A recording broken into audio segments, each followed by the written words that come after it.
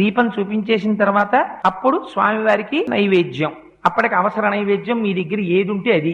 ఒకవేళ ఏదీ లేదనుకోండి, బాగా జ్ఞాపకం పెట్టుకోండి ఒక విషయాన్ని.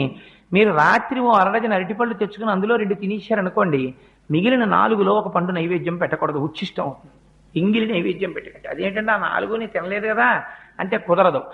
ఒకే అంచుకు వేలాడుతున్నటువంటి పళ్ళలో కొన్నిటిని మీరు తిని కొన్నిటిని నివేదన చేయడానికి వీలు లేదు. కానీ ఒక అరడజన అరటిపళ్ళు తెచ్చి 2 తుంపి పూజ గదిలో పెట్టి 4 పళ్ళు మీరు తింటే దోషం లేదు. ఎందుకంటే ముందే విడతీసి ఈశ్వరుడి కోసం పెట్టేశారు. అందుకే శాస్త్రం అంది, మరి ఇలా ఒక్కొక్క రోజున ఇంట్లో అసలు ఉచ్చిష్టం కాని పదార్థం లేకపోతే మరి నివేదన ఎలాగా అంటే, శాస్త్రంలో రహస్యం ఏంటంటే ఎప్పుడూ కూడా అంటూ నిలవ చెయ్యడం అనేటటువంటి దోషములు లేని పదార్థం ప్రపంచంలో ఒక్కటే ఒక్కటి. అది దానికి మీరు నిలవ చేసిన దోషము ఉండదు, దానికి అంటు దోషము ఉండదు. అటువంటి పదార్థం ఒక్కటే, బెల్లం ముక్క.